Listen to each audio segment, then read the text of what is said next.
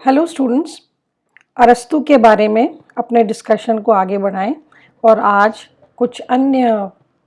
विषयों पर उनके विचारों के बारे में बात करेंगे। आज जो हम डिस्कस करने जा रहे हैं वह है क्लासिफिकेशन ऑफ कॉन्स्टिट्यूशंस या संविधानों का वर्गीकरण, जिसके बारे में अरस्तू का विशेष स्थान है,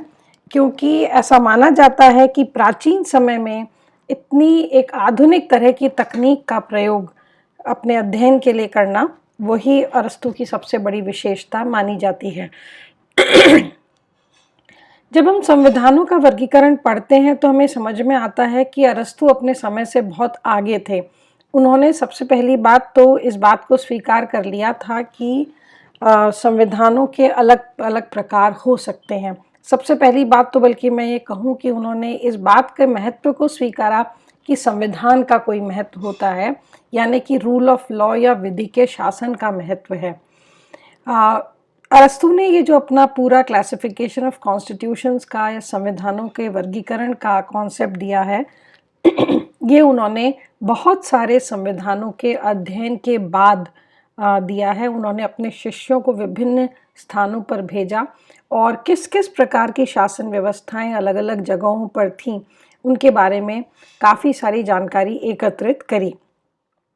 और इसीलिए जब हम आधुनिक समय में एम्पेरिकल मेथड की बात करते हैं या अनुभवात्मक मेथड की बात करते हैं तो ये कहा जाता है कि इसके यदि कोई जनक हैं, इसके प्रणेता यदि कोई हैं तो वे अरस्तू ही हैं। आधुनिक समय में जब भी एम्पेरिसिज्म की बात हुई, एक एम्पेरिकल मेथड की बात हुई जो कि एक आधुनिक तकनीक मानी जाती है, बाकायदा डेटा कलेक्शन करके जो परिस्थितियां हैं उनके बारे में जानकारी एकत्रित करके फिर एक विश्लेषण देने का, तो अरस्तू उसके जनक माने जाते हैं। तो खास बात यह है कि वे अपने समय से बहुत आगे थे और उनके विचारों में कहीं भी केवल वो कल्पनाशील या अपने खुद की इच्छाओं के या अपनी चॉइसेस के आधार पर उन्होंने अपने विचारों को नहीं गढ़ा है। और एम्पेरिकल मेथड का प्रयोग खास तौर पर संविधानों के वर्गीकरण का जो सिद्धांत अरस्तू ने दिया है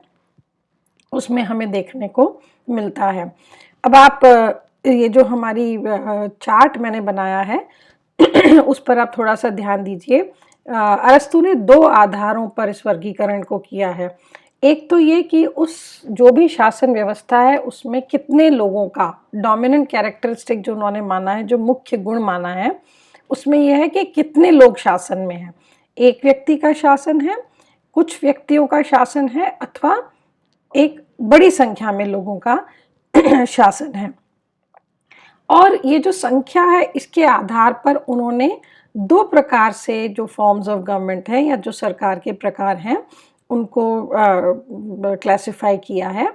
एक तो है जो सामान्य या नॉर्मल है ना, अपने सामान्य रूप में ये जो रूल ऑफ वन या रूल ऑफ फ्यू या रूल ऑफ मैनी है वो किस तरह का है।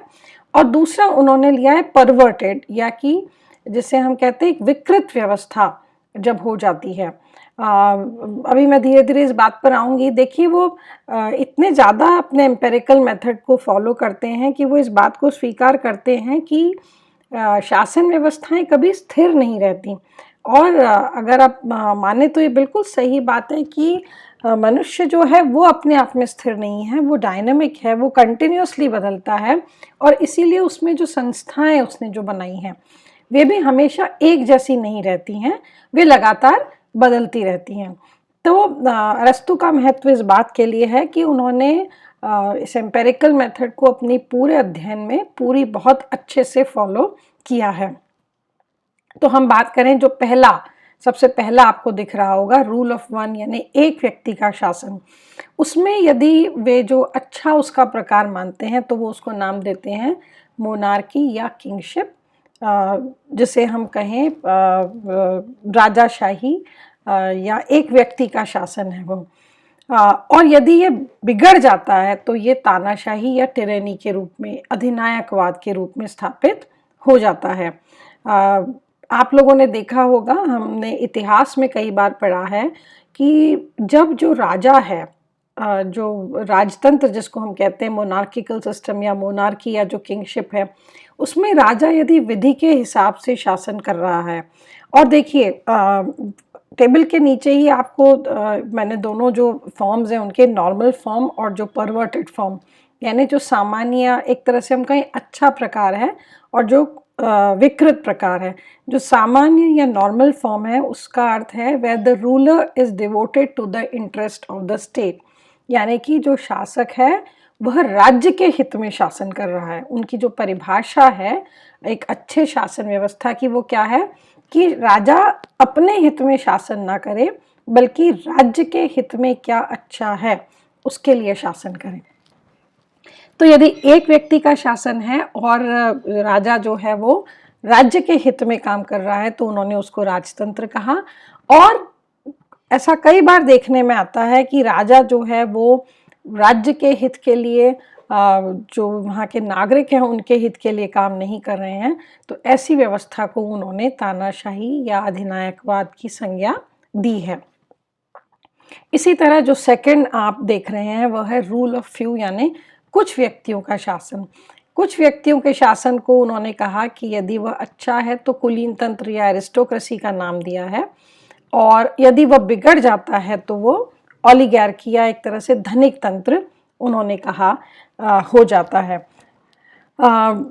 आपने हम जब इतिहास को पढ़ते हैं तो उसमें हमें समझ में आता है कि ऐसा रहा है कि राजतंत्र यानी कई बार एक ही व्यक्ति का शासन होता था, और एरिस्टोक्रेसी का सिस्टम जिसमें हमने देखा कि कुछ व्यक्ति, एक व्यक्तियों का समूह है जो कि शासन कर रहा है। लेकिन ये व्यक्तियों का समूह भी यदि जो अपने राज्य के हित को ध्यान में नहीं रखता और स्वयं के हित में काम करने लग जाता है तो उसको उन्होंने धनिक तंत्र की संज्ञा या ओलिगार्की जिसको कहते हैं उसका नाम दिया है। देखिए बच्चों, आपको यहाँ पर विशेष रूप से एक बात ध्यान रखना पड़ेगा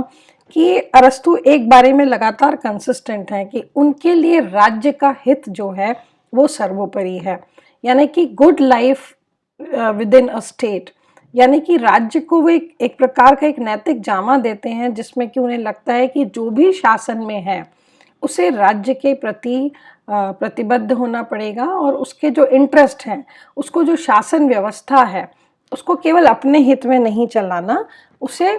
राज्य के हित में उस शासन व्यवस्था को चलाना है। तो ये जो एक अंडरलाइंग थॉट है, चाहे वो प्लेटो को हम देखें चाहे वो अरस्तु को देखें, वो कहीं पर भी वो लोग लूज नहीं करते हैं अपने तमाम विश्लेषण में। इसके बाद जो तीसरा प्रकार है रूल ऑफ मैनी, यानी कि बहुत सारे लोग या हमें कहें सभी लोग शासन कर रहे हैं, तो उसका जो आदर्श प्रकार उन्होंने माना है वो है पॉलिटी या कॉन्स्टिट्यूशनल गवर्नमेंट। पॉलिटी नाम उन्होंने दिया है, कॉन्स्टिट्यूशनल यानी जो शासन विधि के अनुसार चले, जो शासन एक लिमिटेड गवर्नमेंट हो, वहाँ पर मनमानी ना हो, और यदि वह बिगड़ जाता है तो उन्होंने उसको कहा कि वह लोकतंत्र है। हालांकि उनका अर्थ लोकतंत्र से नहीं था इतना, डेमोक्रेसी हम इस पर थोड़ी सी बात करेंगे, या जिसको उन्होंने कहा भीड़ तंत्र। देखिए बच्चों, उनके इस कॉन्सेप्ट को समझने के लिए हमने जो अब तक उनके विचार डिस्कस किए हैं आप उनका ध्यान में रखिए। अरस्तु का यह मानना था कि सब व्यक्तियों में जो सोचने समझने की क्षमता है वो एक प्रकार की नहीं होती। कुछ लोग ज़्यादा इंटेलिजेंट होते हैं, कुछ लोग ज़्यादा होशियार होते हैं, कुछ लोग ज़्यादा चतुर होते हैं, और कुछ लोग जो है वो कम, जिनमें एक बौद्धिक क्षमता होती है। उनका मानना ये था कि जिन लोगों में या जिन व्यक्तियों में बौद्धिक क्षमता की कमी है उन्हें फिजिकल लेबर करना चाहिए, जो रिसोर्सेस का जो कम्युनिटी के लिए, समुदाय के लिए जो भौतिक संसाधन चाहिए उन्हें एकत्रित करने का काम करना चाहिए, और शासन चलाना जो है वो हर किसी के बस की बात नहीं है। उनका ये जो विचार है इसी का आधार ये है कि वे डेमोक्रेसी को या लोकतंत्र को या जनतंत्र को एक बहुत अच्छा फॉर्म ऑफ गवर्नमेंट नहीं मानते। हमारे लिए आधुनिक समय में ये एक्सेप्ट करना, स्वीकार करना थोड़ा मुश्किल है, क्योंकि आज के समय में लोकतंत्र को ही एक तरह से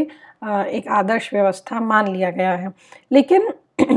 अरस्तू का मानना ये है कि ये लोकतंत्र तब तक अच्छा है जब तक कि यहाँ पर विधि का शासन, एक सीमित शासन व्यवस्था चल रही है, यानी जो कोई भी शासन के या राज्य के संबंध में निर्णय लिए जा रहे हैं वे राज्य के हित को सर्वोपरि रख के लिए जा रहे हैं। इस बात से हम इनकार नहीं कर सकते आज के समय में, यदि हम जिस तरह से बहुत सारे लोकतांत्रिक व्यवस्थाएं संचालित हो रही हैं तो वाकई में समझ में आता है कि वहाँ पर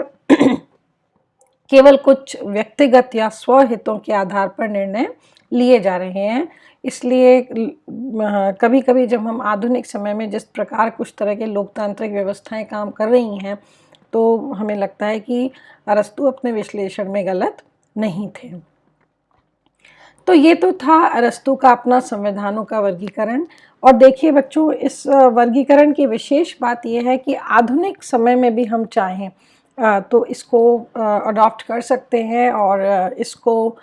फॉलो कर सकते हैं। और इसका एक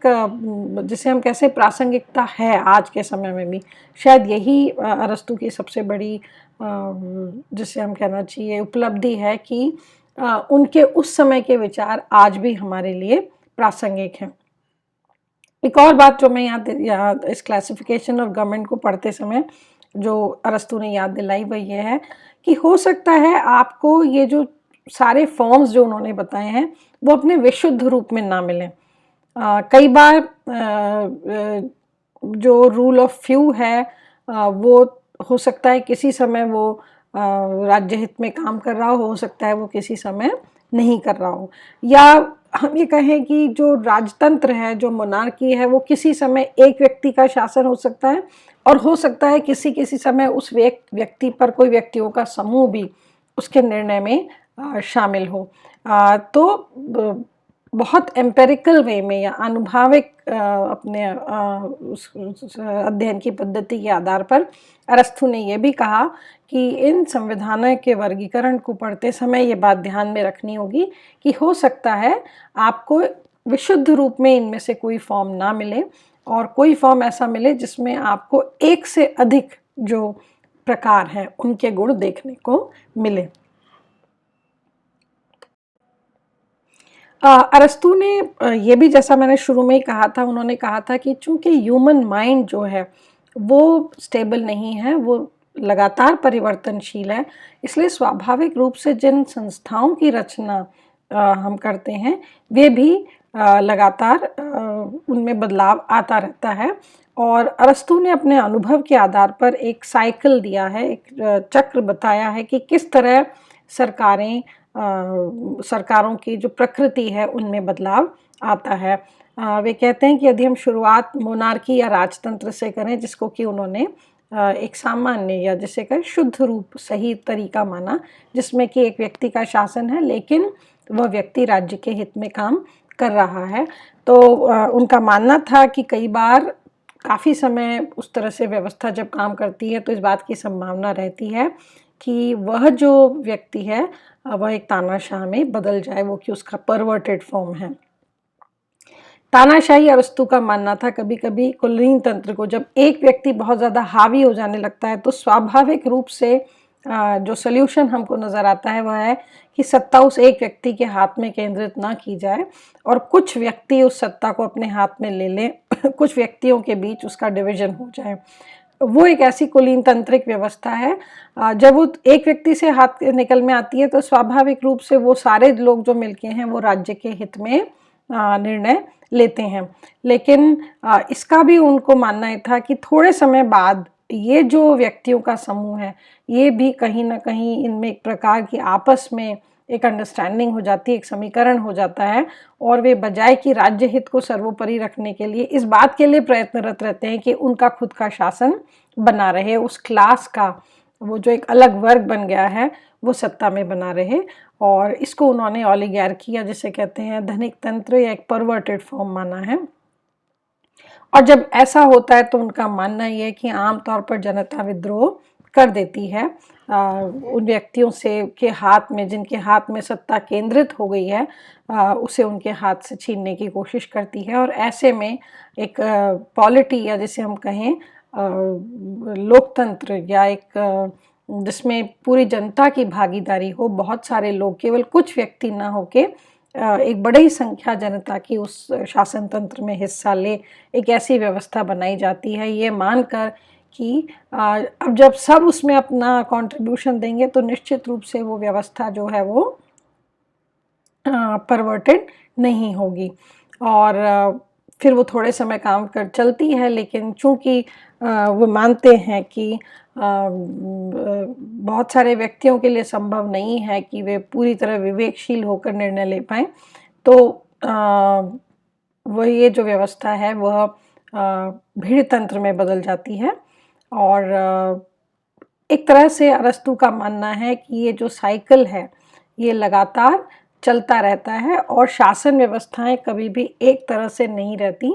और शासन व्यवस्थाएं लगातार उनमें एक साइकिल ऑफ चेंज है, एक बदलाव लगातार आता रहता है और वे उस अनुसार काम करती रहती हैं। बच्चों, जब हम अरस्तू के बारे में सोचते हैं तो आप देखिए, मैं इस कोट के साथ ख़त्म कर रही हूँ। A constitution is the arrangement of magistrates in a state, especially of the highest of all. The government is everywhere sovereign in the state and the constitution is in fact the government. ये जब हम coat देखते हैं तो हमें समझ में आता है कि अरस्तू कितना ज़्यादा इस बात से चिंतित थे कि राज्य में जो सत्ता है, जो राज्य में जो लोग शासन चला रहे हैं, उनका चरित्र किस तरह का होना चाहिए और कितना ज़्यादा इस बात का महत्व है कि राज्य किस तरह से काम करे। क्योंकि अंततोगत्वा ह्यूमन लाइफ जो है, मानव जीवन जो है, वह किसी भी अन्य चीज़ से इतना प्रभावित नहीं होता जितना कि वो शासन व्यवस्था से है। तो ये जो सारे विचार अरस्तू जब देते हैं तो उनका मुख्य उद्देश्य यही है कि वे एक ऐसे शासन व्यवस्था प्रतिपादित कर सकें जो कि बेहतर से बेहतर जीवन मनुष्य समाज को दे पाए। और इसका सबसे बड़ा कारण ये है कि जिस तरह की शासन व्यवस्थाएं अरस्तू ने उस समय तत्कालीन जो ग्रीक सिटी स्टेट्स थे उनमें देखी, उनसे वे संतुष्ट नहीं थे और उन्हें लगता था कि वहाँ जो लोग, जो सत्ताधारी हैं, जो शासन जिनके हाथ में है, वे राज्य की राज्य के जो इंटरेस्ट हैं, जो स्टेट के जो इंटरेस्ट हैं, उनको ध्यान में रख के निर्णय नहीं ले रहे थे। और अरस्तू ने शायद ये सारी एक्सरसाइज इस बात के लिए करी। लेकिन उनके सभी विचारों में ये बात बार बार हमको समझ में आती है कि उनका मेन कंसर्न जो था वो ये था कि राज्य जो है उसके स्वरूप को किस तरह से और बेहतर किया जा सके, क्योंकि राज्य के अंतर्गत ही मनुष्य के लिए एक अच्छा जीवन संभव है। आज के लिए इतना ही। Thank you.